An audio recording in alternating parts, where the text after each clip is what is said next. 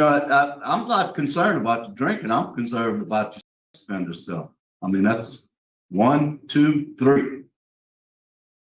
Okay, one with your daughter. One, you went in that house. We don't know what you could do. And 2, you approached 2 teenage girls. Think you have that under control? Yes, sir. Every time I've done something, it's been because I was drinking. Yes, you heard that right. But before we watch this hearing, we're going to take a blast to the past to 2022 to look at his first hearing. Then we'll come back to the present of September 2024. I'll unpack it with his appeal at the end. Sentencing dates are October 9th, 1995, revoked on January 16, 1998, and July 16, 1998. Sentenced to a total of 38 years, 5 months, 29 days. Parole date, August 1st, 2021. Good time, September 6th, 2033. Full term, June 4th, 2035. Is this information correct, sir? Yes, ma'am. Thank you. Ms. Pearl. Thank you. Good morning, sir. Good morning, ma'am. How's it going? Fine. Good, good. And looking at your records, you haven't taken any programs. Tell me what's going on with that. Well, I've taken all kinds of programs. Okay, tell me about them. I've taken AVP. I've taken substance abuse. I've taken AANA, sex offenders course. You complete, wait a minute, sex offender course, you've completed that? Yes, ma'am. Where did you complete that at? Here. Okay. 2021. All right, 2021. I don't see. So if you are successful today, sir, what are your plans? Where would you live and how would you support yourself? I've applied to the Exit 318 program in Shreveport. Okay. The entry program, DLC funded, and they're gonna help me find a job. Okay. And they're gonna pay your rent for a while too, right? Yes, ma'am. Okay. Okay. What was going on in your life when you committed these offenses? And you correct me if I'm wrong. Were you on supervision when you committed the kidnapping charges? Yes, ma'am. You was on parole. Yes, ma'am. Okay, that's what it looked like. You hadn't been out very long. I was on probation. You was on probation. Okay. Okay. How long had you? Okay. So what was going on in your life? At the time, I was drinking a lot. I was a bad drinker and got too big for my britches. You know, thought I couldn't be touched, man. Okay. But all your victims were juveniles. That's what's so concerning for me.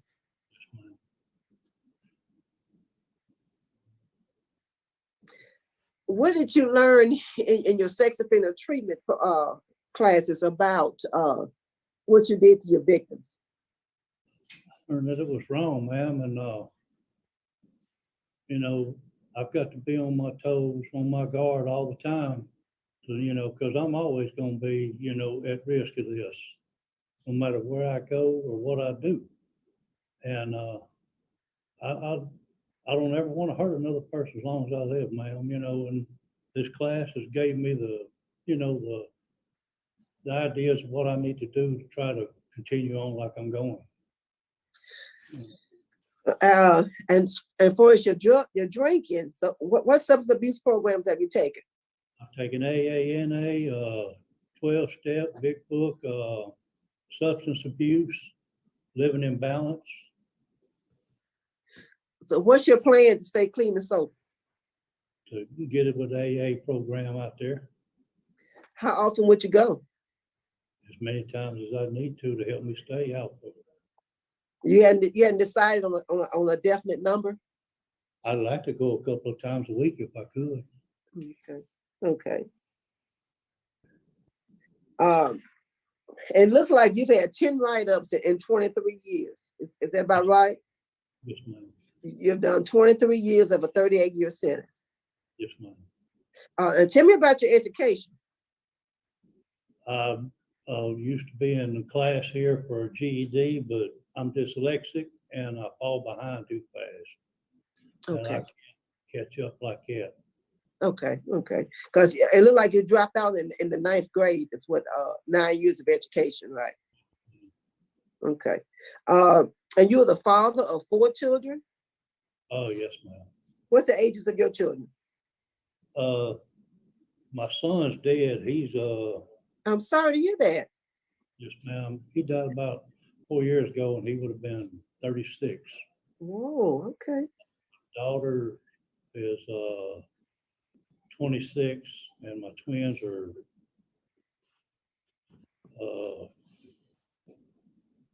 they probably in their about at 30. In their 30s. How many mothers is that? Ma'am, How many mothers with your 4 children? one mother.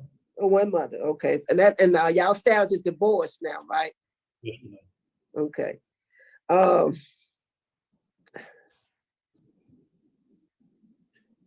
I do want to inform you that you do have law enforcement opposition to your early release. That's just that's in the file. So I just wanted to make mention of that.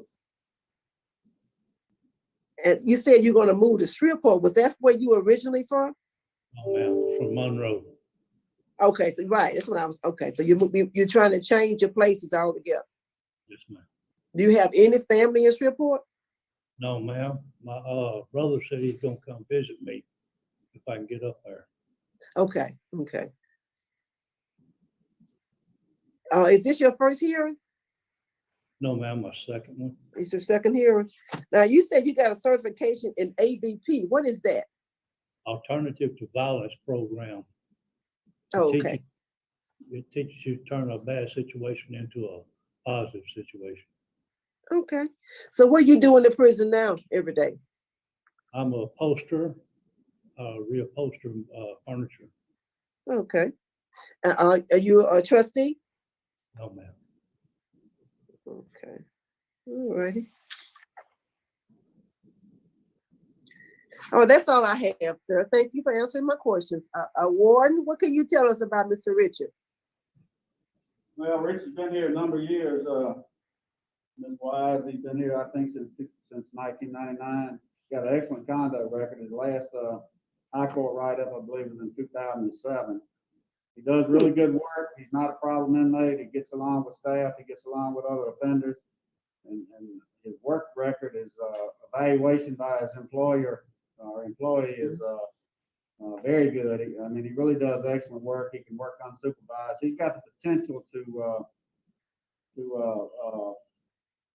be able to find employment and maintain employment.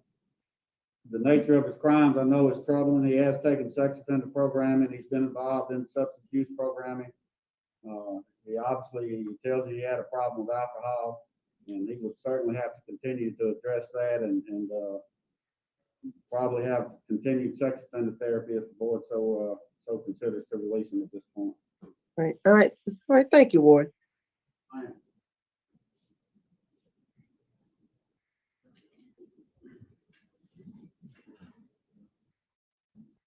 Ms. Wise, are you finished? Yes, sir, I am. Yes, Okay. sir. Mr. Reese, do we have any speakers? Ma'am, sir? No, sir. Oh, Thank you, Mr. Reese.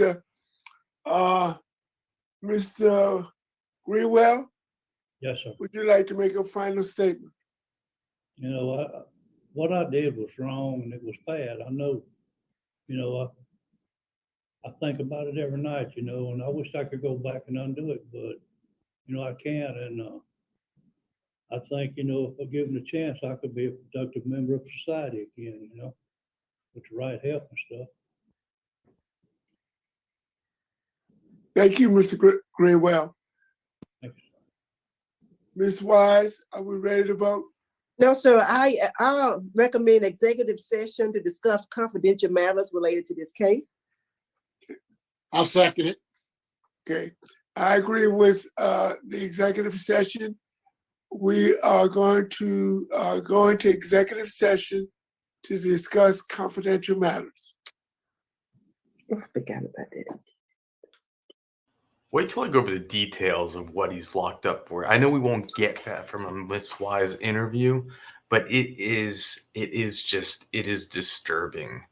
But it was about a 3-minute wait until they came back on. Let's go. The parole hearing for Richard Greenwell is back in session. Are we ready to vote? Yes, we're ready. Ms. Wise? Thank you. Mr. Greenwell, I'm very concerned. I want to commend you on your excellent work evaluation. You've determined that you can do well, being supervised, but absent of a long-term substance abuse treatment program, I'll be very concerned. There's two: the sex offense and the alcohol and the substance abuse, and both of those need to be really addressed. So because of all your crimes were against juveniles, you have poor supervision history, and lack of a long-term substance abuse program, my vote is to deny today. Do what you can to get into the substance abuse program. Thank you, Ms. Wise. Mr. Marabella? Thank you, Mr. Chairman. Mr. Greenwell, I'm going to encourage you to continue to work hard. Sometimes our history follows us, and you got to do a lot more for most of us to be able to overlook that, what you've done.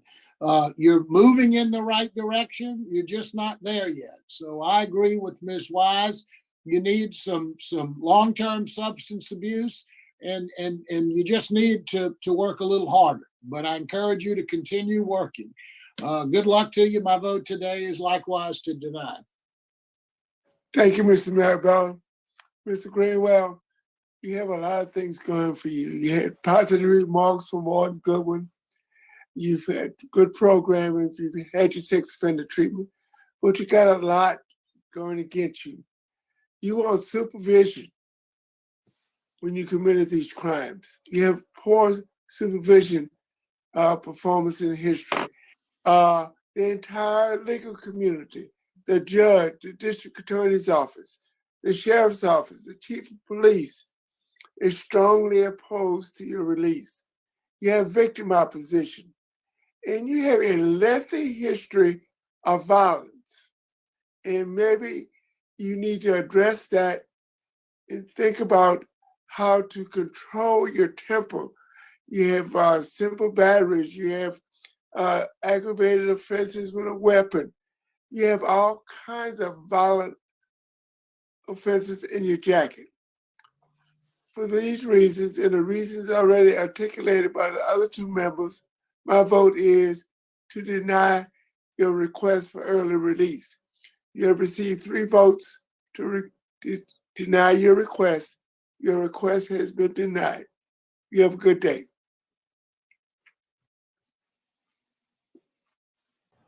Right. You might not believe it. You might not believe it unless you've seen enough of these hearings. But yet, when he committed the crime that we're about to go through, he was already arrested for a juvenile offense.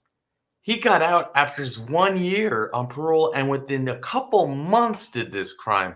But are you surprised, Louisiana? He probably had a low risk score, right? He's just a child, so who cares? And this guy is the definition of evil. He is scary.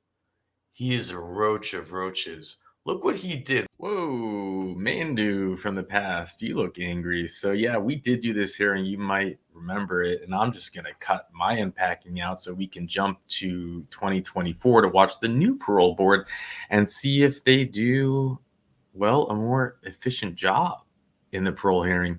And then I'll unpack it at the end with that appeal. With that, let's jump in. We're in Baton Rouge, and y'all, as you know, we're in David Wade. We're going to be conducting the parole hearing for Richard Greenwell. Richard, we appreciate you being here today, and I know you got some good things to tell us, and we're going to let you go ahead and tell us why you're worthy of a parole, why you think we should grant you a parole. And then we're gonna let the warden talk about you and how you've been. Then we're gonna go into some questioning from the board, and then we'll vote. It's pretty simple process, okay? All right, Richard, tell us why you feel like that you are worthy of getting out of jail. I've tried to do better by addressing my main problem, which is alcohol.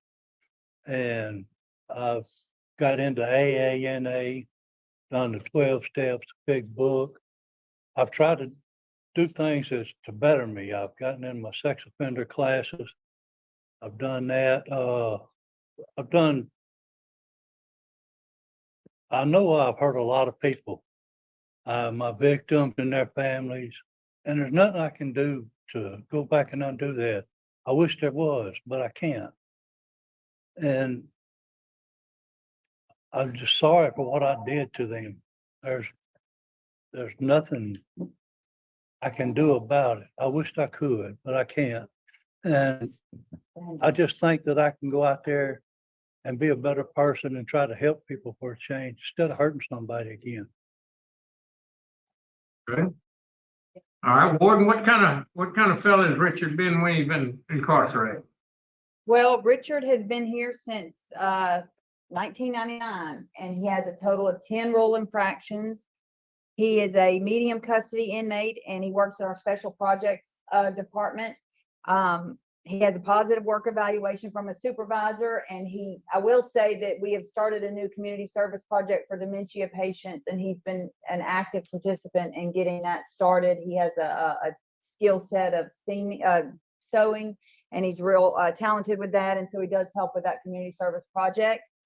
I do want to clarify, I think on his sheet that was sent in, it did say that he had a high school diploma, but he does not have a high school diploma. He does have some educational limitations that he has been unable to qualify to take that test. So I did want to clarify that. But as far as he's done sex offender programs, substance abuse, victims awareness, anger management. He doesn't have any disciplinary problems whatsoever here, and he's not any issue for us at David Wade. Warden knows that. I see where he was removed from sex offender in 2019. Do y'all have the reason for that removal? Was that COVID or what? Yes, sir. He wasn't removed for any disciplinary reason.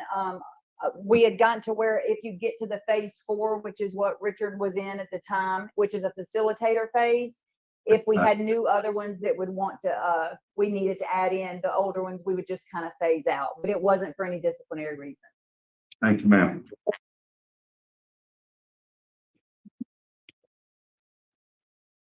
Okay. Y'all ready for me to do the We're question? ready for you to give us some questions. Give us some questions. Okay. Have you taken substance abuse treatment since your last hearing? Yes. Have you ever And thought about getting on the Vivitrol or anything like that? Y'all have that program there, Warden? No, Star so program? we just have the living in balance here. Oh. I believe that is part of the program that's offered at Steve Hoyle, though. Right. Okay. Cause I mean, you know, I look at your thing and, you know, you're on for, indecent behavior, second degree kidnapping, and aggravated burglary. Okay, first you went to a woman's house, followed her, she went outside to do the clothes, you went in the house, and she went in the bathroom yelling for a roommate, and then you left. Remember that? Yes, sir. Okay, and then you were going down the street and stalked 2 young girls, and you accosted them. Do you remember that? Yes. Okay, so those things did happen. What about your stepdaughter? Like I say, my problem is drinking, and when I got hurt, I started drinking real heavy, and that's not an excuse though, you know, but I would lose days at a time. And when I found out what I did, you know, she told me what the deal was. I couldn't believe it, but, you know, I guess it was true, sir. Okay, there's very high, victim opposition.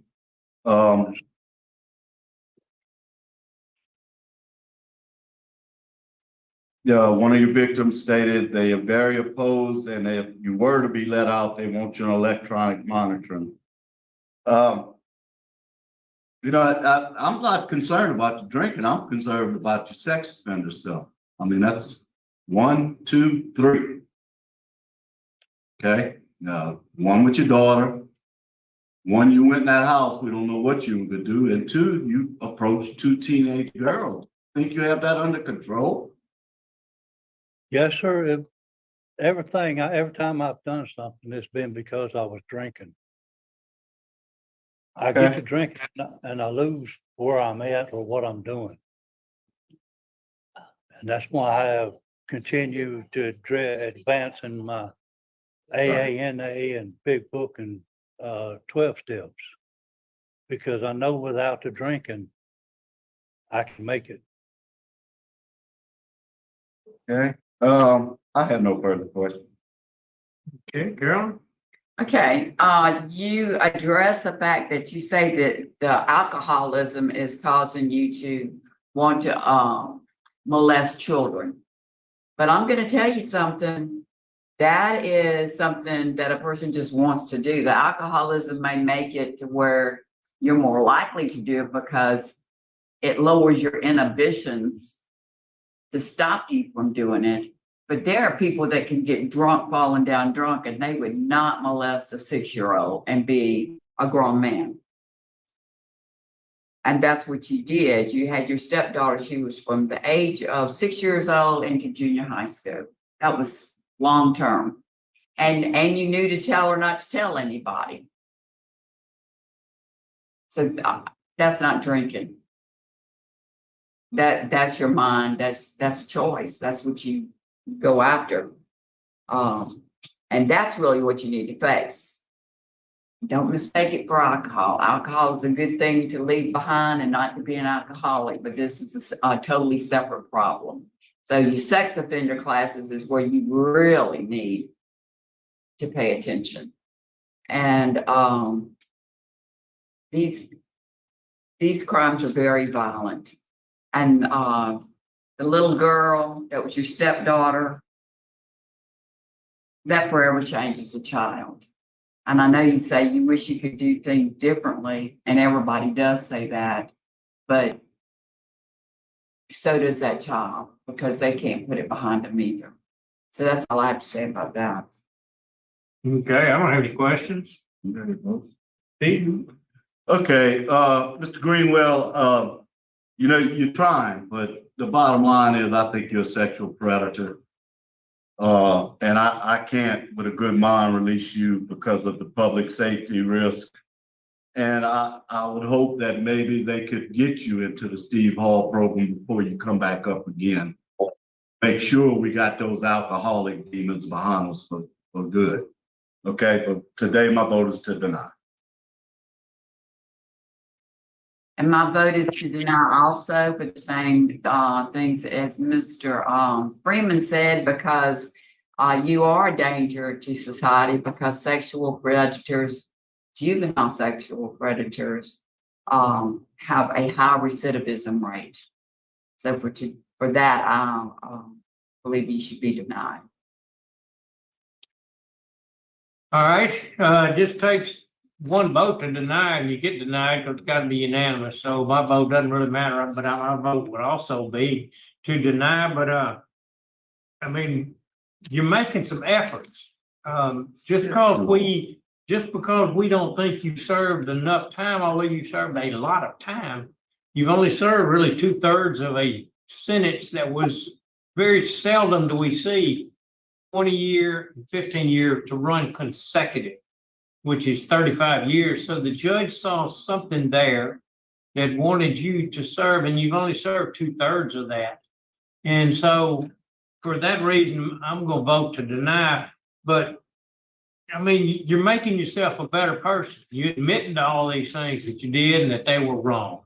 So don't go back to your dorm or whatever you call it down there where you live. Don't go back there being I know you're disappointed, but don't go back being discouraged. Keep growing. All right? That's the end of the hearing. Time 1:22. Whew. What a difference a parole board can make, right? I mean, I know that I get on Miss Wise, but isn't the contrast? It's incredible. You have one side that's like, oh yeah, that's great, but we're going to deny you, and then the other where I don't know, they're saying things that we want to hear. We want to hear that those are in charge think the way what we're thinking, are saying what we want say. It's just, it takes a lot out of my sail. I don't need to go, on a Mandy rampage when everything is being said and done the way that I think many of us, most of us, want to see it being said and done. And also, it's like laying out the facts. You're a sexual predator. There's nothing you can do about it. Like, it's not just that. And not to mention catching him in that lie. What did he say? He said, oh yeah, I would lose days at a time when asked the question about his daughter, stepdaughter. I would lose days at a time. When I found out what I did, when she told me what the deal was, and well, I guess it was true if she said it was. That's what he says all these years later.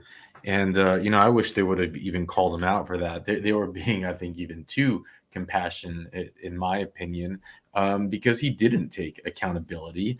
And he also tried to play it off like it happened one or two times. And then Miss Stapleton comes in and says, no, Mr. Cockroach. You did it from the time that you was 6 years old until junior high school. And God, the judge finally said, I'm going to give you 35 years. But doesn't it piss you off to think when you hear that his initial sentence, when he was sentenced in 1995, that he was then revoked in 1998. So he was paroled or on probation. What he said, 3 years after what I believe was what he had done when he was finally caught for what he had done to his daughter-in-law, because the appeal, not his daughter-in-law, his stepdaughter, 6-year-old stepdaughter, because the appeal that I'm going to read to you is from the 1997 incident. So when he was already out on bond for that offense. So yeah, they let him out, and then he does all this crazy stuff. And I don't know why he didn't get a life sentence, but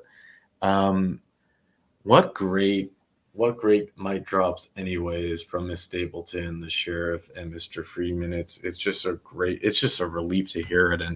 And also, it's completely contrary. The facts that Miss Stapleton is drilling out is completely contrary to the Static 99, which all 50 states in the United States of America, and Richard said even other countries, use as their gauge. And I'll just share this with you. If you haven't seen it, it's going to blow your mind. The Static 99 form, so it's a 10-point questionnaire that rates your risk of yes, that makes you whether you're a high score or a low score. And to be a low, you have -3 points to 1 point. Mine goes up, blah, blah, blah. Now, the questionnaire itself makes 0 sense. Now, the goal is, again, you want to have the lowest score. Now, why it makes 0 sense is that if you're above the age of 60, so if you're his age and arrested, you start off with -3 points. They consider you a low risk, which we all know is just simply not true. Then they go through the list where, again, you can get no points. Have you ever lived with a lover? So if you say yes, you're still at now -0. You don't get a point, which we also know is insane because, I mean, this guy was living with a lover while he was preying on the 6-year-old. Have you had any previous non-sexual violent crimes? And so, as you can see, no. Have you had any prior sex offenses? Even if you had one sex offense, you would only get 1 point for that. So if you were 60 or older and checked these boxes, you would still be -2 points. You would be a low risk if you had a prior sex offense. Okay. Now they ask about more like dates. Have you have any convictions for non-contact? So like, were you exposing yourself? Have you had any unrelated victims? If you were no, you'd get a 0.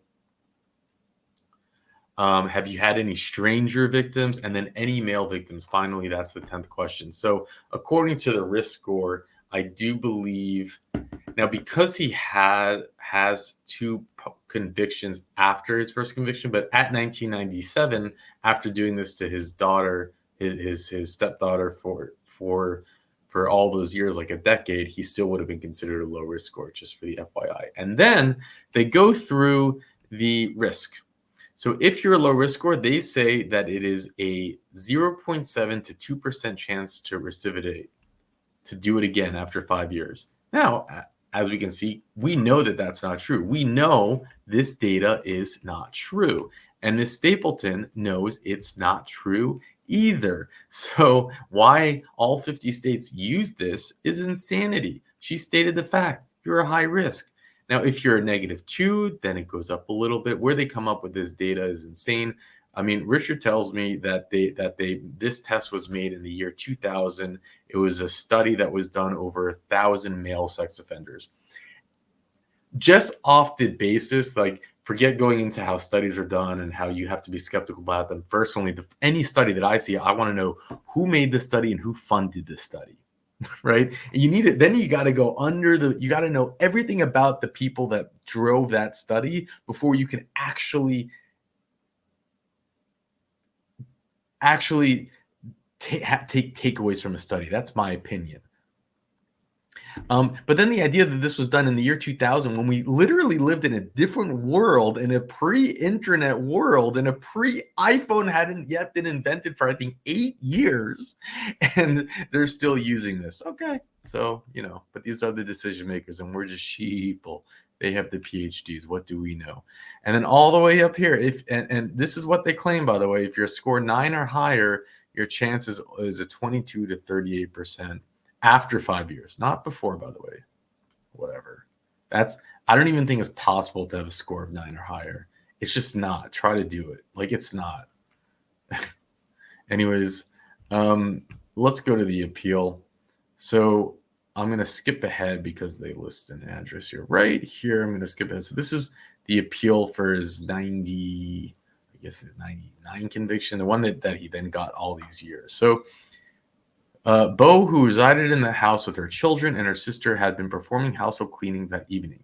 In particular, she had been, I think this is for the offense when he broke into the house that they were talking about, that they didn't have so much info on, so we're going to get that info. Washing clothes, going back and forth between the interior of her home and laundry room, which was located off the carpet. She thought she had locked the door after she entered the house last time. Miss Bowie was cleaning her bathroom when she heard outside door leading to the carpet open. She heard the door open. Stepping into the hallway from the bathroom, she observed a white male in an orange shirt and blue jeans stealthily entering her home. Can you even imagine? She saw that he was armed with a knife. The man also observed her and began to walk towards her with the knife pointed at her direction. Swiftly, Miss Bowie retreated into the bathroom and shut the door. She began to scream to her sister, who was sleeping in one of the bedrooms. In response to her sister's cries, she ran into the hallway. She too saw the white male armed with a knife and began to scream. The man fled the house. The sisters called 911. Their call was logged at 11:27 p.m. It's literally the boogeyman walking into their home while he's out after, some judge, some DA let him serve 3 years for doing that. It's a sick, broken system. Melissa, Parker, and Christy, both age 12, were walking to Melissa's home on Wilson Drive from a babysitting job.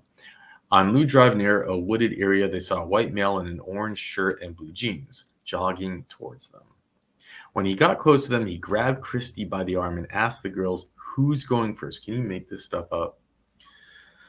And this man would have been rated a low rank score according to this algorithm, by the way. Christy observed that her assailant lacked several fingers on his right hand. She broke away from him and began to run. The man then grabbed Melissa's arms, holding Holding a knife to her chest, he attempted to pull her towards the wooded area. However, God bless her, she broke free. She described the man's grip on her arm as weird and not very tight. Can you imagine if he had all his fingers? This guy is the true boogeyman. He really is. She fell to the ground but got up and began to run in the opposite direction from Christy. Both girls screamed as they fled. The man initially chased Christy, but the girl reached Melissa's house safely and told Melissa's mother what happened.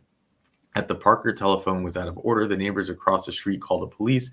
Meanwhile, Melissa had run to her home and the neighbor who called 911. Both telephone calls were received at 11:35 p.m. Deputy Sheriff, can you imagine a judge still only gave 35 years? Was this a trial, actually? His full term date, I had to go check, is 2035. So he will be out in 9 years regardless. And how old is he? He will be, so he's 61. So he'll be out at 70. That is plenty young enough to cause more damage, frankly. So there you have it.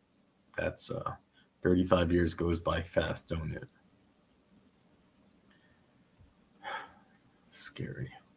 Deputy Sheriff Thomas Malone of blah, blah, blah department and his partner received a radio message concerning the Hillside Circle burglary, which described the intruder as a male in an orange shirt and blue jeans. They were cautioned that the man was armed with a knife. As Deputy Malone approached the corner of Hillside West Drive, he saw a man matching the description of the defendant running down the street. Stopping the patrol car, the defendant, Deputy Malone, ordered him to stop and let him see his hands. The defendant did not initially obey the command, but the deputy was forced to draw his weapon and repeat the order several times before making the defendant compliance.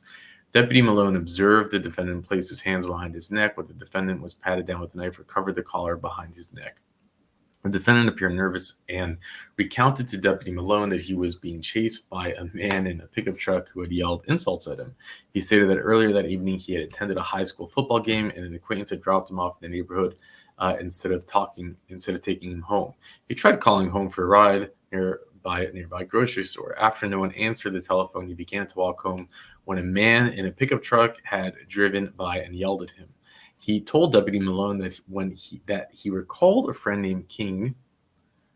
I don't know. I'm frustrated because they have an address, and even though this is like a 30-something-year-old document, YouTube has weird guidelines that I don't understand. So I think it's okay. Anyways, you know what? I'll block this out. That's what I'll do. He said he had gone to that house, knocked on the door, and left after no one answered. According to his account, he then heard the pickup truck returning, began to run the encounter to the office. The defendant was transported to the residence at Hillside Circle. Both of the sisters identified him as the man they had seen in their home armed with a knife. Miss Bowie also identified the knife. Police then took the defendant to Parker residence. Christy, Melissa were shown the defendant separately. Each positively identified him as the man who accosted them. Additionally, Melissa recognized the knife as the one held to her chest. The defendant was charged with aggravated burglary at Bowie Holland residence and with attempted second-degree kidnapping. That's what he was charged with. Is aggravated burglary the same as home invasion? Maybe. He filed a motion to suppress on the basis that he was stopped without probable cause. The motion was denied. Waiving his right to a jury trial, the defendant opted for a bench trial. So he did have a trial. The trial judge found him guilty of both offenses. The state filed an habitual offender bill asserting the defendant had a prior conviction for indecent behavior with a juvenile. So again, here's the facts. And if there was any doubt, the crime that he was given really less than 3 years on when he's out on parole was the crime that he did to his little girl from 6 until junior high school, and he gets out in 3 years. What do you expect? What do you expect? This is on the DA. This is on the judge. This is on the weak, pathetic system that this monster was out and about to do this disgusting behavior. What did you really expect?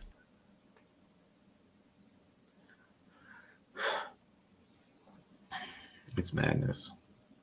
It really is. So they adjudicated him a second felony offender, sentenced him to 15 years of hard labor for aggravated burglary. He received a 20-year sentence of hard labor without benefit of parole, probation, suspension, of sentence for attempted second-degree kidnapping. So you might say, why is he having parole? And it's probably because of Act 122, which gives offenders who've been locked up for more than 20 years above the age of, I think, 50 parole. You could say thank you to Louisiana legislation for that one. Now, the sentence was ordered to be served consecutively. The defendant's motion to reconsider sentence was denied. And that's not enough time. How do you go to trial and still only get 35 years? We've seen people smacked with habitual offender bills getting life for breaking into a car. Maybe you've seen that hearing. It's actually my most watched hearing. It has 1 million views. It's not like broke into a car. They gave him a 13-year sentence. On his 12th year, when he's about to get out, some DA went through his record and said, you know what? I think this guy should spend life in prison. And they retroactively slapped the bill on him and gave him life. 12 years later, give or take a year, they do that for someone who broke into a car. He stole a cassette tape out of the car. No one was in the car. Why do they do that for this? But for this habitual offender, they don't. He's getting out when he's 70 years old. It makes no sense. Makes no sense.